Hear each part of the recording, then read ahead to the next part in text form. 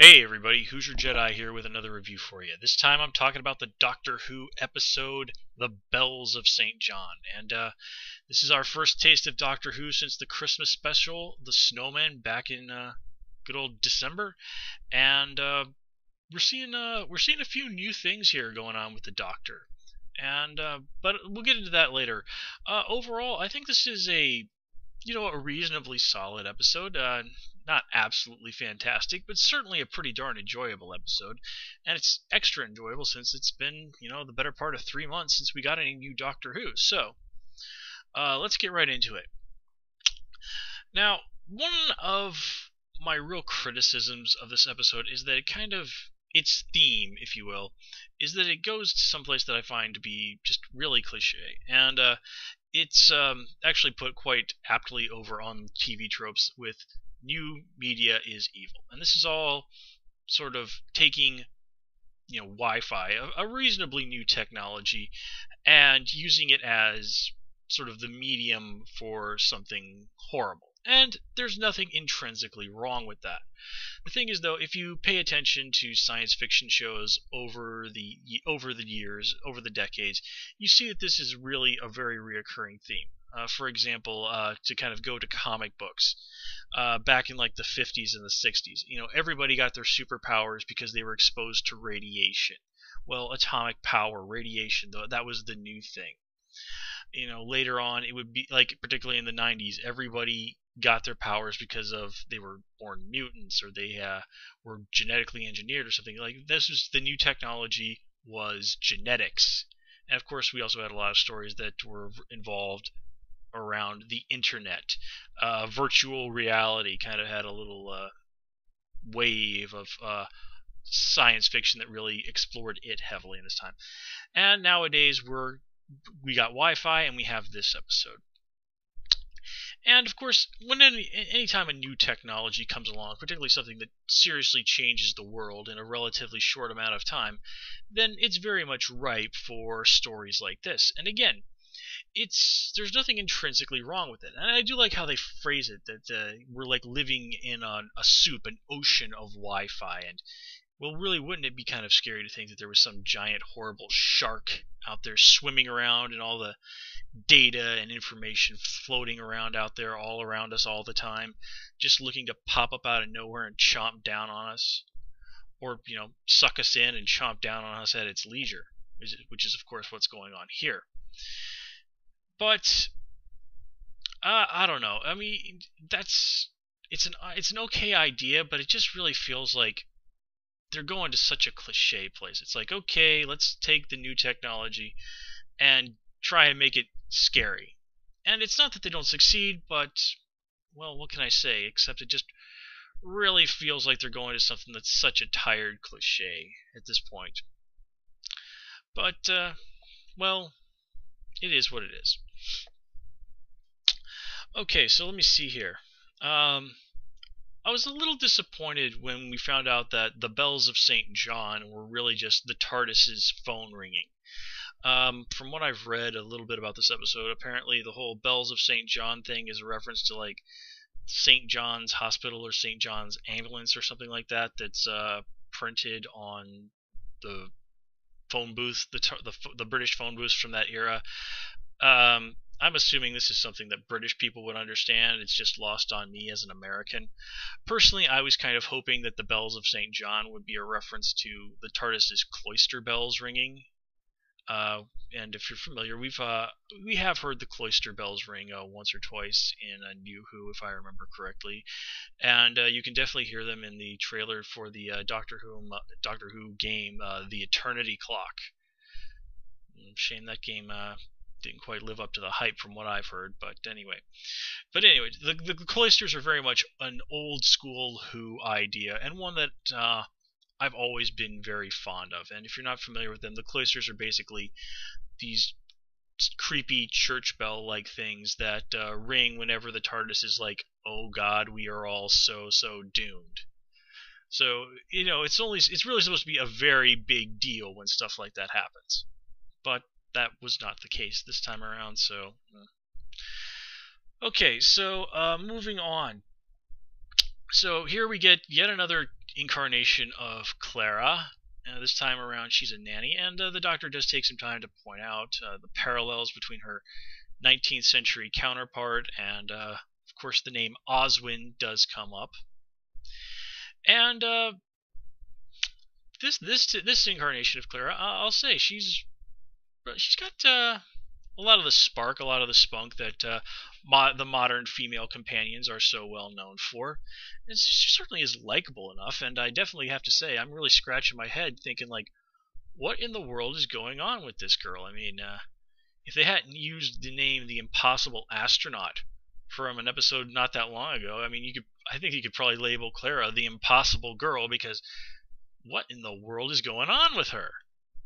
So, she's got enough personality, enough humor to really spark my interest. I certainly do like her so far, and I think she's going to be a great companion.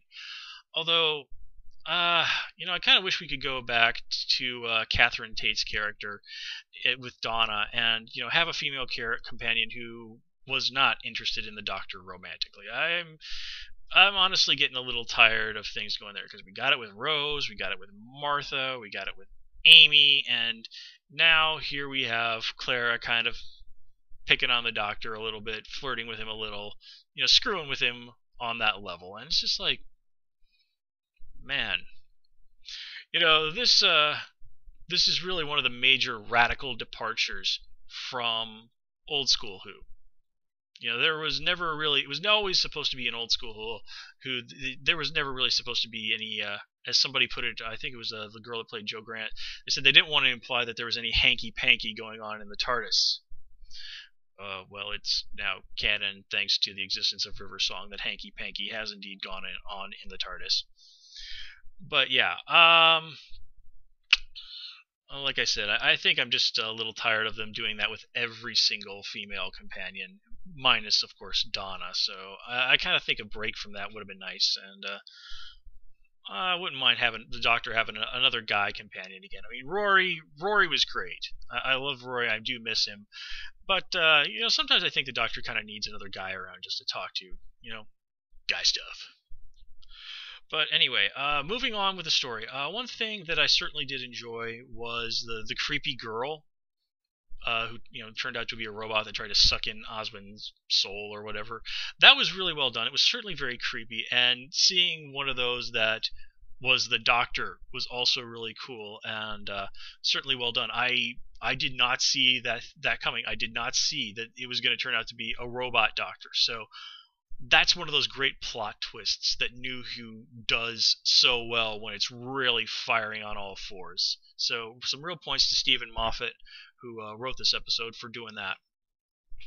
Hey, and speaking of the creepy girl, if you look carefully at the book that she was based on, it was written by Amelia Williams. Yes, yeah, I'm just looking at my notes there. So yeah, Amy is the author of whatever book that was. So again, very nice touch there on the part of the writers. I also got a kick out of at the beginning of the episode where the Doctor kind of is complaining, like, it's no fun being a monk, or monks are no fun, or something like that. One, you could kind of take this as a reference to perhaps to the first Doctor's enemy, the meddling monk. Very, very old-timey reference there. And if you want to get really meta about it, you could probably take it as a reference to the idea that before he became the Doctor, or got into acting even, the fourth Doctor, Tom Baker, had actually lived in a monastery and was like seriously thinking about going all the way and becoming a monk.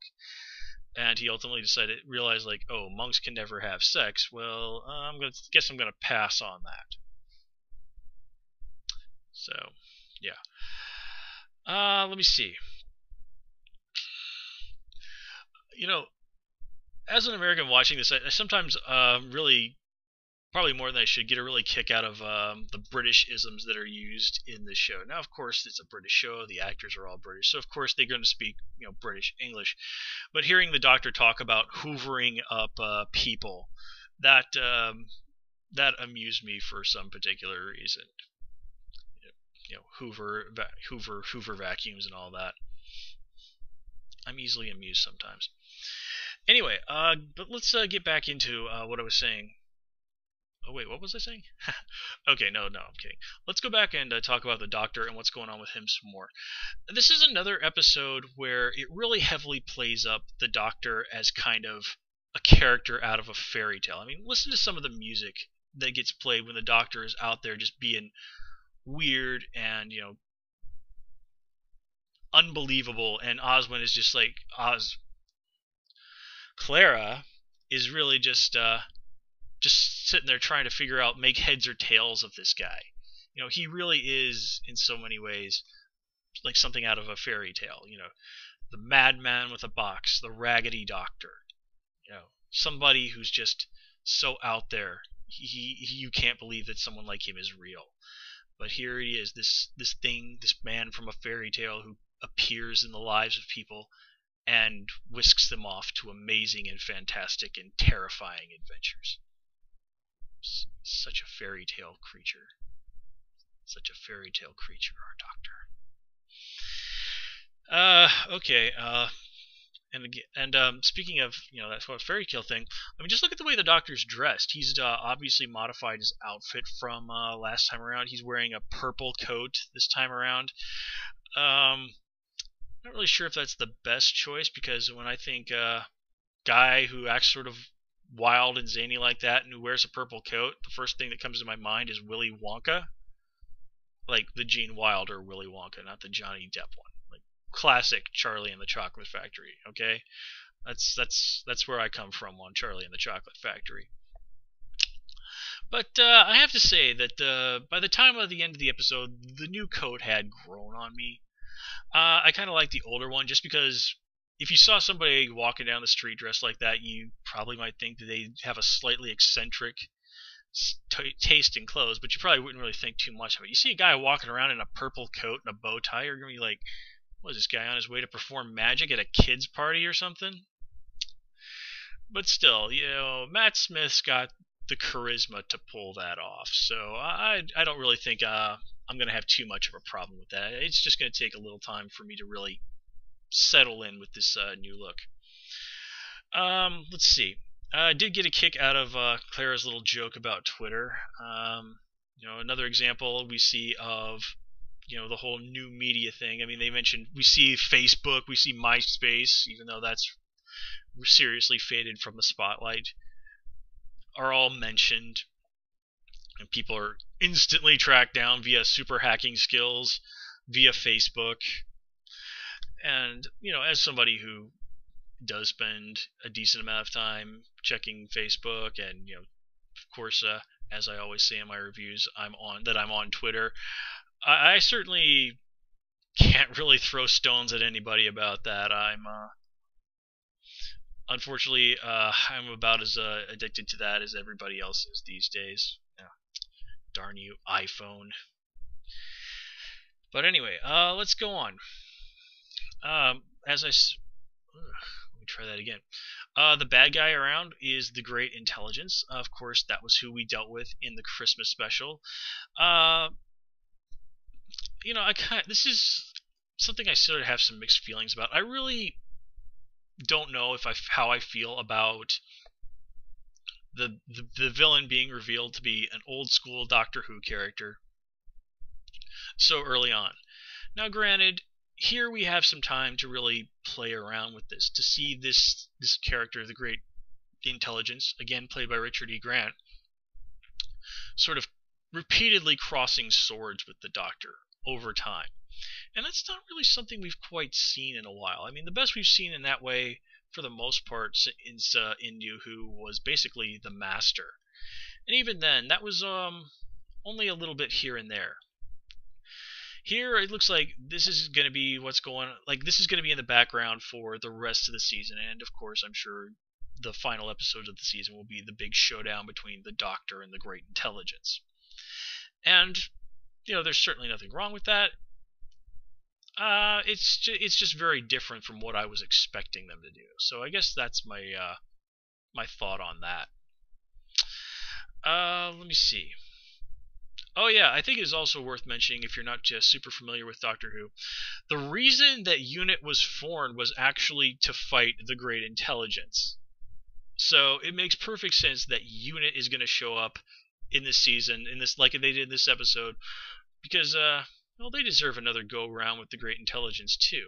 And given what we know nowadays about who's leading UNIT, well, come on, we got to have some more UNIT this season. Another thing, this episode is we get to see quite a bit of the London skyline going on. I believe, if you remember correctly, we can see the London Eye briefly. The climax of this episode happens at the Shard. You can see that big metal pine cone building, whatever the heck that is, in the background out of the evil boss lady's office all the time. God, modern architecture in London sucks. Really, I just do not like these modern London skyscrapers. I think they're horrible. But, hey, I don't live there, so whatever. Okay, now, Doctor roaming around on a motorcycle. Well, first of all, this is not the first time that the Doctor has done something like this. It's been pointed out that the Doctor did ride a motorcycle before, and I believe the episode The Demons, or the Daemons, or however you want to pronounce that. I think it's Daemons is the way you're supposed to pronounce that. Now, granted, it's not Bessie or the Who-mobile, but I'm okay with the Doctor's roaming around on a motorcycle, especially if he takes it up the side of a freaking skyscraper like Ghost Rider or something. Some serious awesomeness there. Let me see. Oh yeah. Speaking of nods to old school Who, did you notice if you look carefully in the house that Clara's in at the very beginning, it looks like the Fourth Doctor's scarf is hung up there. I certainly did get a big kick out of that because I'm an old-timey fan, so of course Tom Baker is my favorite incarnation of the Doctor. And let me see. Oh yes, did you remember how Clara said, "I got this phone number from a woman. She said this is like the best number for help ever." Who could it have been that gave Clara that number? River Song, maybe? Just something I think we might want to keep in mind. Okay, so also the confrontation, the way between the Doctor and the Great Intelligence, the way he's jumping around and talking smack to the Doctor, that was certainly very cool, very scary. All those people trapped inside the data cloud. Ooh, again, do technology. Ooh. Yeah, okay. I mean, that was seriously creepy. And of course, when everybody's snapped back to reality, they have no memory of what's going on. It's implied that the Smithers to this main boss lady was actually a plumber, and the woman boss lady says to the Great Intelligence, "You've been whispering in my ear since I was a child." Very reminiscent of what we saw in the Christmas special. Very cool stuff there. And I think that covers everything that I have to say about this episode. So, again, not exactly an episode of legend, shall we say, but certainly an entertaining ride. Very nice way to really start off the second part of this part of the season. And I think that this is really going to build towards some really cool stuff. Clara, definitely very solid as a companion. Matt Smith, obviously still having a ball being the Doctor. And yeah, folks, I just think that this is going to be a really good season. It's going to be a lot of fun to watch the show this season. And I'm going to be here with you reviewing along all the way. So with that said, folks, let's call it here. As always, please comment, rate, and subscribe. And of course, you can follow me on the evil new media that is Twitter, @Who's Your Jedi. Until next time, take care and have a good one.